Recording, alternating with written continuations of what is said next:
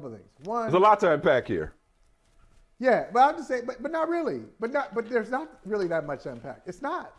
It's not, and I understand, and thank you, our family, the NBC Universal Peacock family. Thank you. Lots of programs, lots of news, non-sports programming where they're fascinated by this story. Hey, let's get one of our sports people on. My number still works, though. Michael Smith's number still works. Okay. By the way, we're available. But let's get one of our sports people on to talk about this. I mean, today's show, they're fascinated by it. They're fascinated.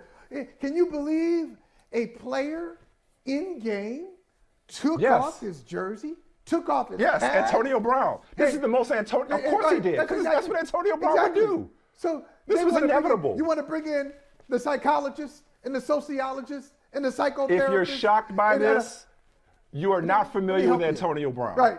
If you've not been paying attention, if you're shocked by this. It's a great story, but it's not a surprising story. But let me go back for a second. You talk about Bruce Arians and, he said. Most coaches, most successful coaches handle it this way when it comes to an injured player. If look, the trainer says he's available or not. I want to talk to the trainer. I want to talk to the player. Talk to the trainer. Mm-hmm. Oh, yeah. AB's available? Okay, good. I'll let my offensive coordinator know. Hey, he's part of the package. Oh, he's not available? I'll let my offensive coordinator know. He's gone. But I don't want to be going back and forth with the player. So if the trainer has told me the guy's available, I expect in this game situation, third quarter, here's a package where where AB is in the slot or on the outside, wherever he's going to be. Fine.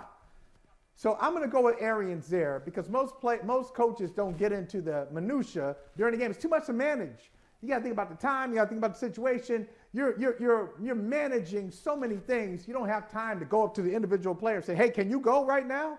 If he's there, you think he's available to go. That's one. Mm-hmm. Here's the other thing. This all happened because Antonio Brown likes the entertainment. He likes it. He talks about it's so funny. He went back and forth with the play with the reporters. Like, y'all like the drama. No, you do, and we'll cover you. But you are the ultimate. You're the ultimate showman, and I guess it's a positive thing. You're a talented player on the field, and you are a showman. That has always been your story. It's the story. It is why he did hey, we're going to have to call God when Mike Tomlin is giving a speech in Kansas City. It's the reason the Patriots are playing. Before he signed with the Patriots, before he played his first game with the Patriots, he's sending out stuff. He's got his little artwork. Business is booming. Business is in Foxborough. I'm coming to Foxborough. He dropped Here I come. a rap single after losing his job. It's the reason. That's his brand. He's talking to John Gruden. John Gruden, when he was coaching the Raiders, Gruden calls him up and says, "Hey, what's going on with you?" Unbeknownst to Gruden, Antonio Brown is recording the phone call, and he turns it into a promo. Yeah. Okay, it's the reason he said, "Hey, Grandma, he's a narcissist. I'm free. He's flying around the yard. He's a narcissist. No, this is consistent and I can't hate. with his body of work. Though. He just went to a different level. I can't hate. The abs are strong. Abs are strong. Let's see if it looks like that at 50. Okay, I ain't hating, but right now I gotta applaud you. But this is what he does. And so this is why. That looks Photoshop. That picture, sorry to cut you off, that picture, it's so unreal. That looks Photoshop. That looks like, just when you think you've seen it all, here's Antonio Brown to take it to another level. That's the story of his career right there. That's a showman who said, "All right, I'm going to end this, and I'm going to end it my way." And the last thing I'll say, Mike, you talked about the foundation and the marriage analogy and all that stuff. This is a fling. You got to know a fling. You got to know when it's a fling and when it's long term. And if the quicker you know that, the happier you'll be. Now, I'm all for the foundation. I'm all for the long term. But sometimes y'all out there, if you're single, you just got to know this 2-3 months. This was always how this was going to end. He quit on Pittsburgh. He quit on the Raiders. Yep. He forced his way. The Patriots had no choice but to fire him. Right, exactly. Okay, he made them. He gave them no choice. Break up with him. But right, but he was going to quit because that's what he does when things don't go his way. And if anything, Michael, I'll say this as we wrap this up for now. It feels like we've got more meat on this bone before the show's over. I don't know who looks worse. I'm saying I don't know rhetorically. I do know who looks worse. The Bucs look worse than Brown does. Antonio Brown yesterday looked like Antonio Brown. Antonio Brown yesterday, that's not impossible. Antonio Brown looked like Antonio Brown for all the reasons we've just laid out for the last 30 minutes. He is who he is, and he's always been who he's always been. The reason he was like that yesterday is because, and I think he's wrong this time, I think his career is over for all the reasons we talked about, because he did the one thing you can't do and get a second chance. You can beat women, you could abuse women, you could get arrested, you can get charged, you can fake vaccination stats, you can do all that stuff, but you can't quit. You can't be unavailable because they can't sell that in the locker room and to the fan base. And a lesson until when you are of no use to the team, that behavior is not enabled. But up until this point, it had been enabled. He acted that way because he feels untouchable. That was Nicky Barnes in the flesh right there. That was Mr. Untouchable being like, I can walk off the field because this is what I've always done my entire career. So when I say he's our creation, when I say he's our Frankenstein, look at the fans standing up and cheering for him. He's always had an audience. He's always had opportunities. He's always had money. He's always had paychecks. He's always had people advocating for him. And because he did that, when that's gone? What did the Bucs do? The Bucs went and, like you said, lied in that bed with him. So in my opinion, Michael, if you're going to make that bed and you're going to sleep with him, because when you lie with dogs, you come up with fleas, you're going to sleep with him, they should have had to sleep in that bed that they made. They should not have, they're getting off easy by being able to just cut him loose. Because if you will allow, Michael, and we've already covered this aspect of the story. What are you supposed to do? If you will allow for the fact. What would be justice? What would be justice? And you said they're getting off easy. What should they have to do? If you will allow for the possibility that he does really need help, because more than one thing can be true. He can be a clown, but he could also need help. They should have put him on the non-football injury list. But instead, they responded to his irrational and erratic behavior with an irrational decision that was, again, inevitable.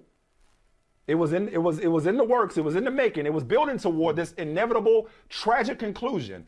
But if this is an issue of somebody who's struggling with something, to just discard him and say, we're moving on, he's good luck, go with God, that's not a good look.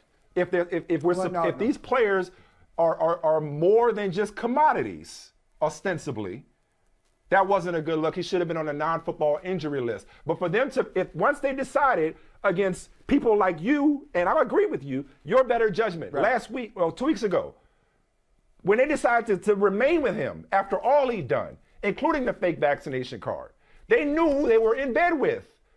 So they shouldn't be able to sit up here and feign shock and grab their collective pearls that, oh my God, I've never seen anything like it. It's Antonio freaking Brown.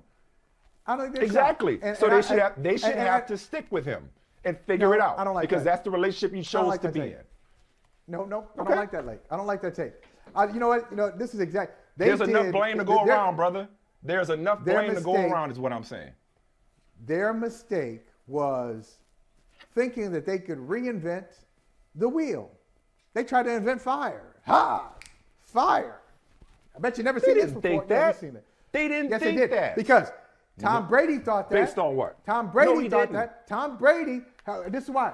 Hey, Tom Brady has said this a couple of times. He's been consistent. I'll give him credit for this. He's been saying this for like 3 years. He was mad. Did you know he was mad at the Patriots? He was mad at the Patriots and Robert Kraft and Bill Belichick for moving on from Antonio Brown. And he told people, and he was on the record, he said it on the record, hey, there are different ways to handle different people. And he told people behind the scenes, he said, I was close to him. I was close to I was getting through to him. I was getting through to him. No, you weren't, Tom. Right. Tom, no, you weren't. Okay, Mike Tomlin thought and Art Rooney and Bill Belichick and Mike Mayock and John Gruden, and you think you got something different? No. They tried to turn him into a housewife. They tried to turn him into a housewife. What I'm saying is, though, here's what I'm saying. It wasn't about reinventing him or discovering fire or changing him. It was about controlling him in a relationship that was born out of convenience. Let's not forget they won a Super Bowl with this dude last year. And earlier this year, Tom Brady was feeding him the rock. So as long as he remained within the confines of their parameters, just show up and play. We don't care what you do off the field. Show up and play. People have said that to him before. He's had those same parameters before. Right. I know. I just want to point out. I'm with you. He's had those same safeguards. He's had the same, hey, we can help you. We've got resources. Call us. They weren't trying to help. Here's my card. Great. Here's my card. Here's my email. Let's end it there. Let's end this segment there because we're over time. Okay, you just said they were trying to help him. They were trying to get through to him. They were trying to change him. Then why did it stop yesterday? That's my point about the fact that they should, if this is really, if Tom Brady wants to say, let's be compassionate, start with your organization where a week ago, to quote Kanye, it was all good. Is it Kanye? It was all good just a week ago. Is that Kanye? Tough love. It was all good just a week ago. Okay? Okay. Now, because he quit in the middle of the game, because Antonio Brown, now, later. And to me, be consistent. Be consistent. Is it helping him to let him go?